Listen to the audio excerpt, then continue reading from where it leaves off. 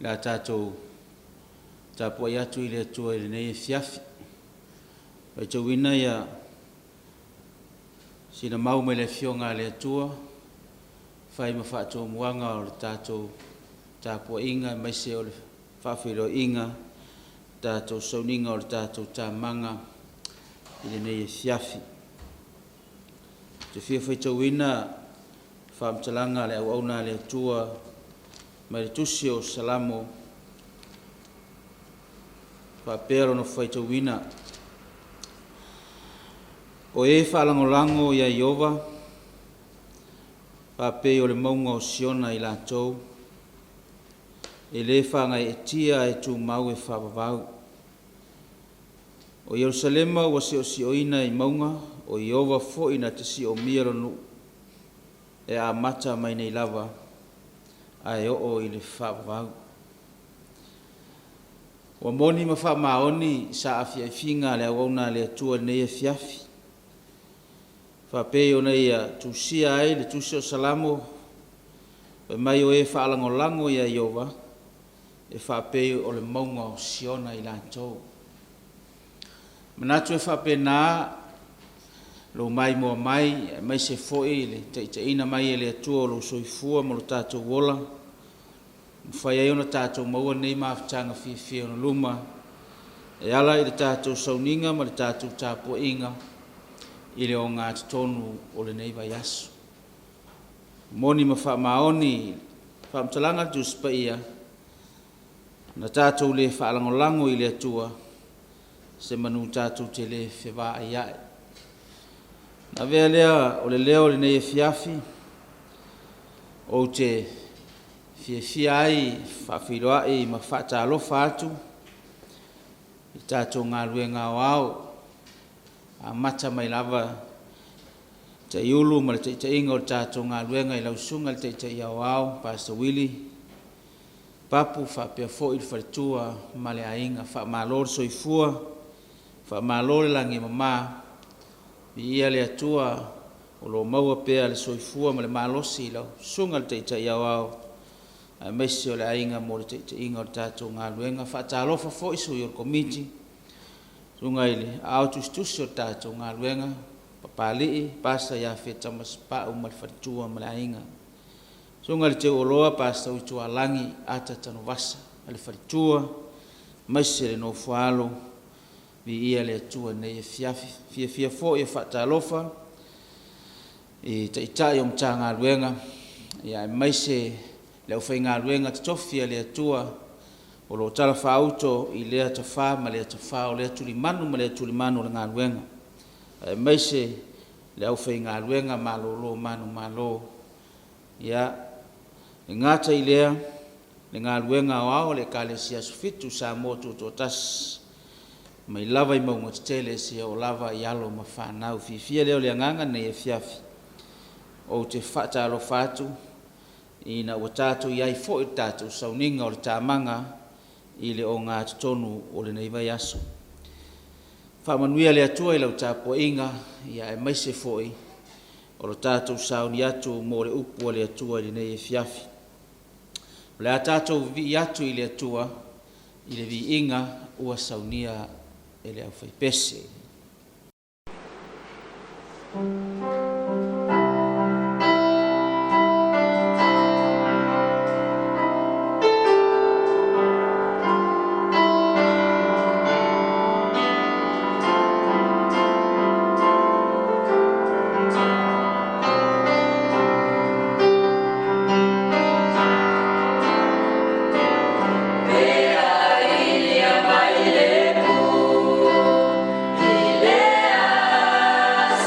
Mama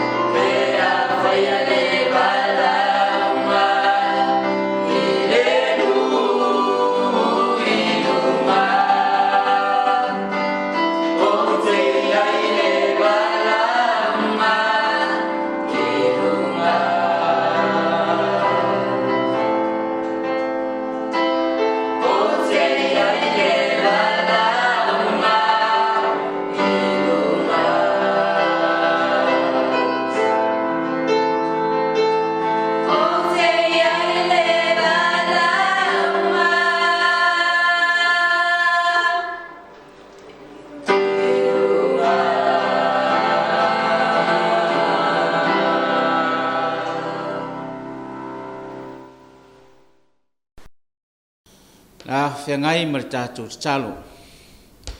Lo mātou tamae o i le langi, e fo i atu lava i la wafia o le vi inga e te tau wai, a wai e te tau lava ma ono mea o na mātou vi ia lo suafa. Whaftai nei awano mātou maua nei e fiafi, mātou te o mai ai, mātou te ifo, ma tāpo i atu i ate oe Sauniga whapeo na māsani ai lau whanau. Mātou wole le mana o lo ngang pa ia fsoso ni mai, mātou sauni e whalongo pe se alo finangalo e ala i lo fionga. Stalaina le whalongo o lo nuu, sirina e whaamala malamaina lo fionga i finangalo mo mātou loto, ina ia saunia pea ma tā pena i mātou, mo le nā tae au, ua le o toi mamau i le tae au, ua lata mai, i le aso e te fio mai ai. Whamanuia lau fio i lau fionga la mātou whetauina mo mātou whaalongo le nei fiafi, ia vi ia o Iesu e whaavau lava. Amen.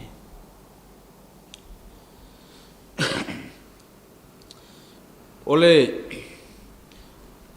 tusi ole a whaima, tusi e maua mai ai se whiau whaapitoa mō tātou le nei e fiafi. Ole tusi ole apostolo Paulo i le kalesia i Galatia. I Galatia a olona matau poe 5, o te fia whaitawina le whaiupu mua e whai mamau au tū, o le whiau whaapitoa mō tātou i le nei e fiafi. Mai whaapea lona whaitawina. O le nei, ia o tautu mau i le saolotonga, ua whaasao loto mai ai ke riso ia te i tātou. Ai aua ne i toe tāo fia o tau i le amo le polonga. O te taritonu a manino i lau whaafonga, ma wai sila fo i le nei e fiafi i le mau o whai mamau au tū o le whiau wha malos. Po se whiau wha manatu o le atua mō tātou, i le o ngā tonu o le nei vai aso o tātou iai. Pea e toi sila i le mau o le afiafi le nei, o loo aliali mai ai, o loo iai se mana onga whapitoa, o loo mai ai le fionga le atua, ma o loo fina ngalo le atua e tatau o na tātou iai. O le ale mana onga, fai mai le whamtalanga le apostolo Paulo i le kalesia i Galatia o le nei. Ia o tautu mau i le saolotonga, ua whaasao loto mai ai ke riso i a te i tātou. Ai aua ne i toe tau fia i tātou i le amo le polonga. E li ali mai e ini mea na sila fia e le apostolo, i tono le kalesia na mafuai, na ia tu sia le tu silea, ma vatu le whiau whapitoa i le whanau le atua, ma tangata ua taua o tangata whapitoa po o tangata filifilia o le atua i tono le kalesia. Aisea, na mafua isea na tu sia le apostolo ia upu. E liani mai pe ono whai atu e iaise mea nai loa le apostolo. E iai tangata olo o iai tonu o le kalesia i Galatia, e ese so lātou langona, e ese so lātou finangalo, e ese so lātou manatu e tusa ma le whiau ma le fionga le atua. Pea toi whai tau manino iai le fiafili nei. Sila foi o e mai le whiau. Ma le wha malosi le apostolo Galatia. O te wha manatu atu ia te oe, ina ia e tu mau i le saolotonga. Le ale saolotonga, whai mai o le saolotonga na wha saoloto mai ai ke riso. A olona wahenga whai ulea e whaulinga mai e iaise mea na iloe le apostolo, whai mai le apostolo, ae aua ne i toe tau fia o tou i le amo le polonga. O lono winga o i lea ua manino mai ai e iai tangata o lae e tau fia i latou i le amo le polonga. O le me tau o le amo le polonga. O le amo le polonga o le whaatusa o le tangata e alu i le atua e iai me tau fia i lona soifua ona o le malosi o le fili. Ma le anga sala e whaalawe lave ngō fiai. Le alana whai mai le apostolo ma le lui tau. Ma le whamanatu o le apostolo i Galatia. A o iai se tasi o lae tau fia pea i le amo o le polonga. Whai mai auane i toi manatu e tau fia o ia. A e ta tau o na saoloto. E ta tau na wha saoloto. E te tau na tū mauai i le saolotonga lea ua uma na wha saoloto mai ai ke riso. O le hale mea le mafua ai na le sa o loto ma le tu mau le kalesia I kalatia le sa o lotonga. Nai loe ele kalesia. Ua umana wha matala ia ili fe aua le atua. I le sa o lotonga na mai e le atua e ala ia Yesu. Peita. Ai whaitau atili li mta upu e lima. Tātou te manino ai ma tātou malamalama. I le mafua anga. E mafua na ia ili langona I tangata. Mafua sia. Ai whaitau ile whai upu e tolu ma le whai upe whawhai mai whamtalanga le apostolo o te mōli tino I tangata uma o peritomina wa ia te ila tau ona whaia o mea umalava I le tūla whono o tau o atau ami o tonuina I le tūla whono ua te a ese lava makeriso ua pā o tau I le alofa tu noa. O le mele le manatu ai tangata o le ekalesia. E manatu nisi, e tau ami o tonuina ua lava ngā luenga o le tūla whonu, e mawhaina tau ami o tonuina I le tangata, a e pule a tangata I lona lava whaitalia. Ua lava ngā luenga e whaaola ina ai, ma tau ami o tonuina ai le tangata, a e pule le tangata I lona whaitalia malana ia te tau. Whapewhiana whaamaunia. Whai mairi whamtalanga whai upu e sifuru ma le tolu I lunga ifo. O ina olo o manino ai whai mai aua nei a vea le saotonga ma tonga fiti a le tino. Aua nei a vea le saotonga ua mai e Yesu e whai ma tonga fiti. E pule aire tangata I lona whaitalia, ma lana lava mea e whai, a e tuu le ami o tonu, ma le saolo tonga lea na mafua ai, na ma liu whaalava au Yesu. Manatu foi whapena, se langona, tele taimi o le soifuanga, e whapena ai le manatu o nisi. Iai tangata e na ona alua I le loto. E pule le tangata I lana lava mea e whai, ma lana whaitalia, a ua lava ngā luenga e tau ami o tonu ina ai, peita. O le whiau leu whamanatu mai le fiafine. Wa mai le lui tau e le fionga le tua e toi whamanatu mai a te tātou. O le mafuanga, whai mai le whamtalanga, e mafua ona o loo tau fia pea I tātou, I le amo le polonga.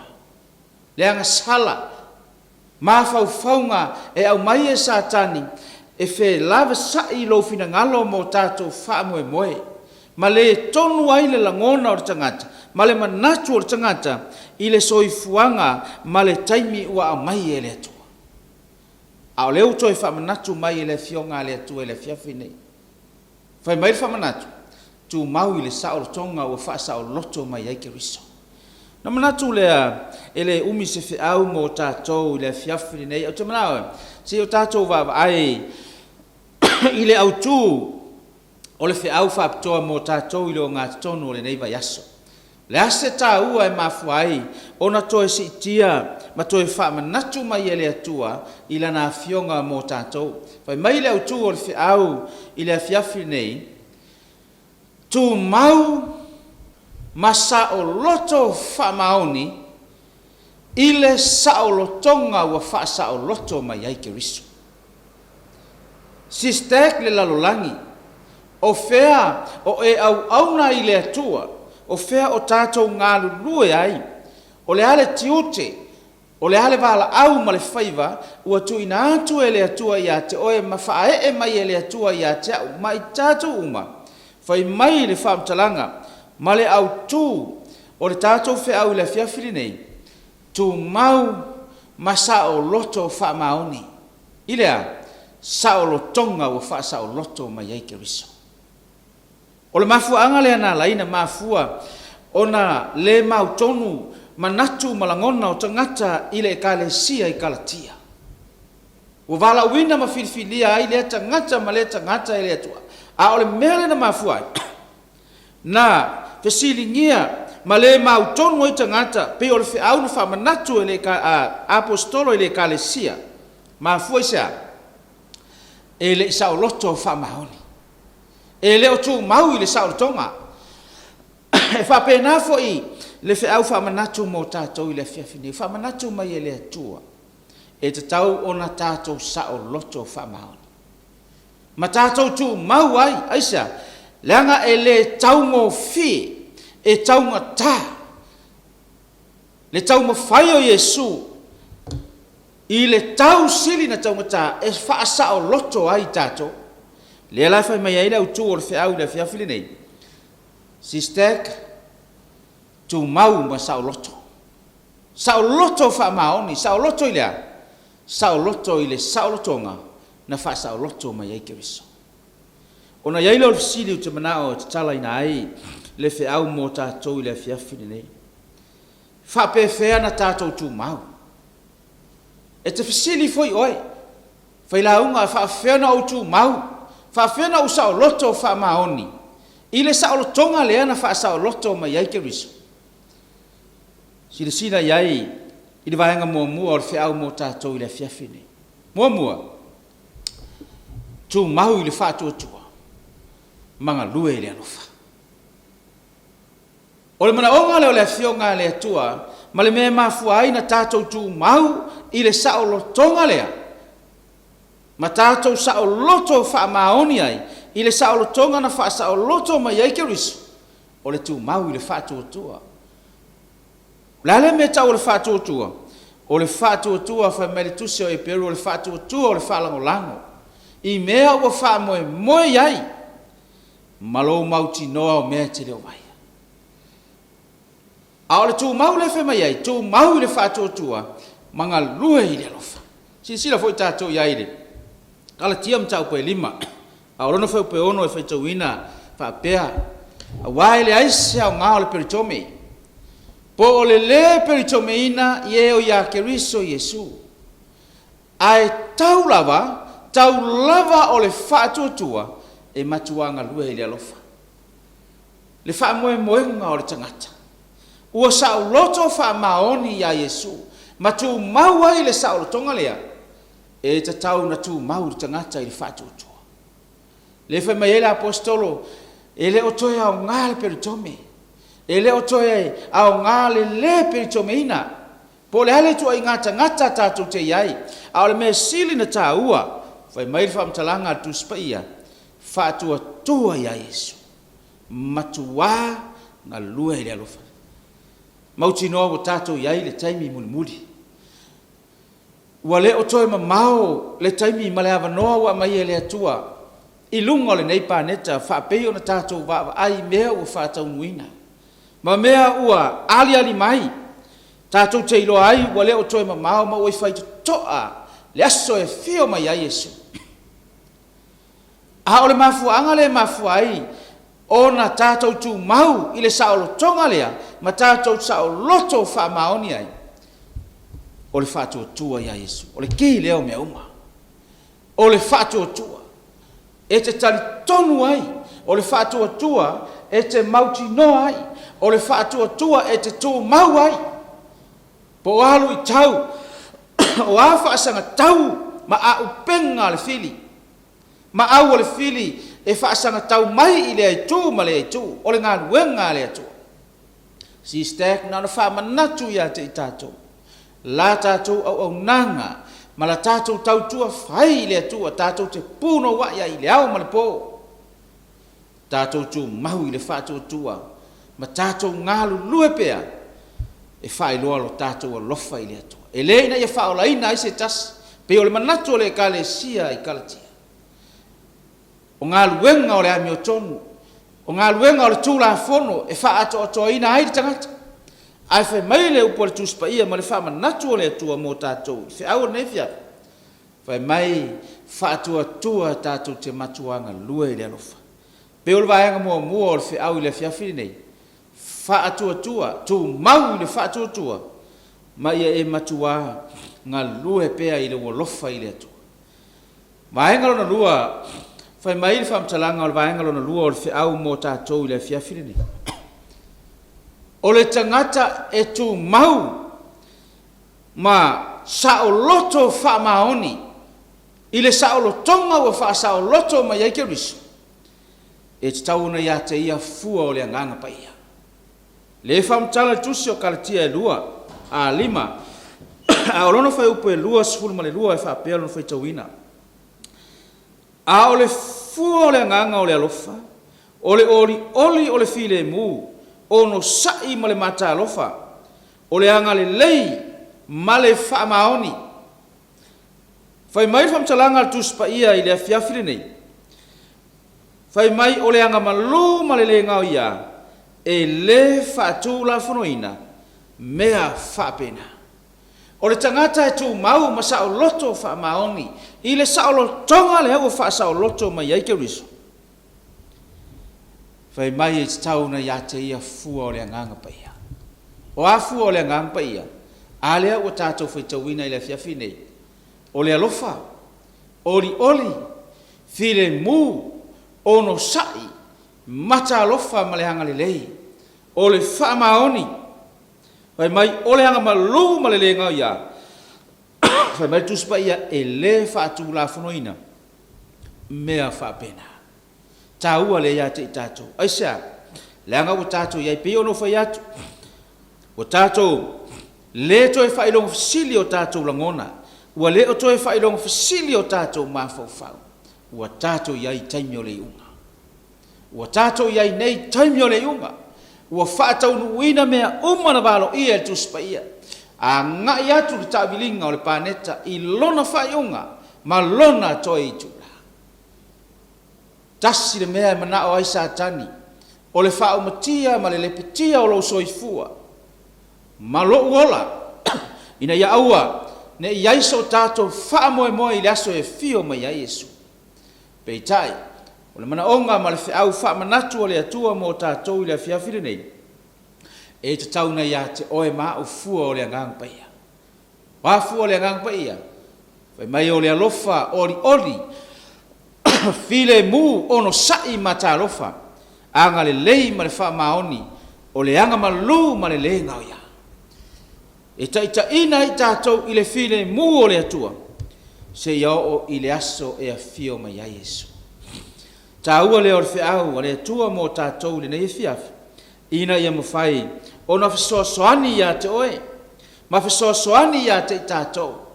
I lau tā penanga, i lau sauni uninga, a o tātou sauni, i le nata e ao e a fio ma ia Yesu. Pai mai leo le, o le vaenga muli o le whiau a le atua mo tātou i le fiafi le nei.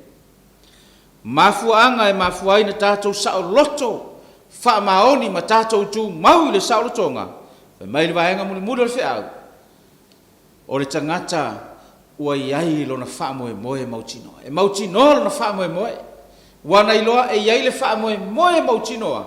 Ua sao nia e le atua. E leis tangata soifua, le nei soifuanga. E na o na ola fua. A e na te le mautinoa. E iai so na wha moe. Peita.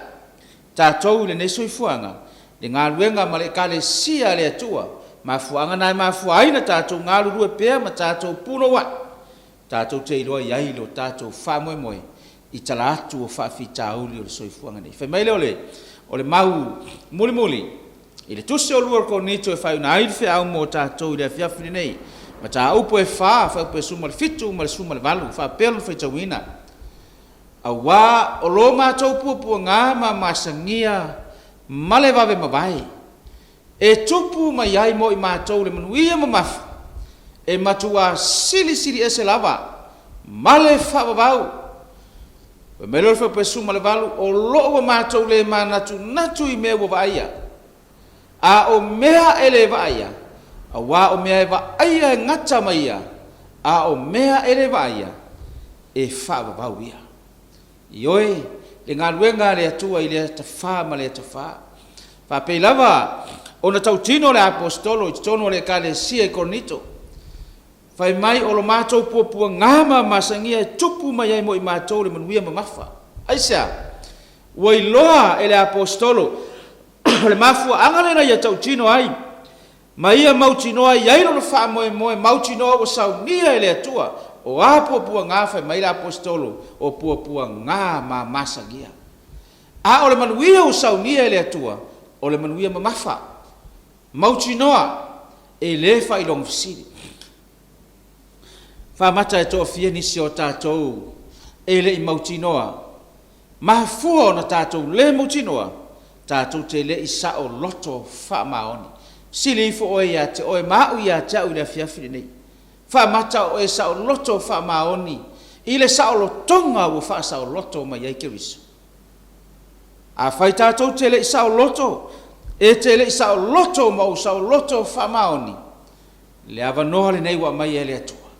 Tātou te sao loto wha maoni ai, matu maua i le sao lotonga lea, na sau nia Yesu mo i tātou. Whai mai leo le whamtalanga le whapesu ma le walu. Na mātou manatu natu i mea e le vaia, a e leo mea e le vaia. A wā o mea wa vaia ngata mai, a o mea e le vaia, e whaavavau. Ioi, e ngā luenga le atua, o whea lava e te ngalue mai au auna i le atua, tātou te mautinoa e iai le manuia, tātou te le iwa aia, e le iwa aia o tātou mata i le tino, ai tātou te mautinoa i lau wa ai, ma la tātou sila whaale nganga, o wafa afi tāuni e iai le manuia o saunia e le atua mo i tātou. Whai mai le autua o le whiau, mo tātou i le o ngā tatonu o neiva yaso, tu mahu, ma sao loto whamaoni, i le sao lotonga ua wha sao loto mai ai keriso. Wha whena e tu mahu ma sao loto, tu mahu i le wha tua mga lue le alofa, ia iai fua o le nganga, e te mautino ai, e iai lo tātou wha moe, ua saunia e le atua. Lau saunia tātou te talo e whauna ai le tātou sauninga nei e fiafi. Mātou vi ia pēa lo suafa le li ia e whaavau. Mātou whaalongo i laua fionga ma le nei whiau whaamanatu mai a te mātou. Talitonu o mātou loto lo mātou tua o mātou savalia taimi whainga tāma, taimi whai o le nei soifuanga. A o le awala lea ua e whaasino mai a te mātou e tusa o le whiau o le nei e fiafi. Ia mātou sao loto whaamaoni i lau fio. Ma ia mātou tū mahu i le sao lotonga, na e wha sao loto mai ai mātou, ai aua ni i toi tau fia i mātou, i le amo le polonga. Mātou te talo le atua, ia iai lau whaamnianga i lau ngā luenga o ao. Mai lava i lau auna teitai au ao le ngā luenga, ai maise le komiti, lau au whai ngā luenga ngā lue i le tū, ma le tū o le ngā luenga le ri i.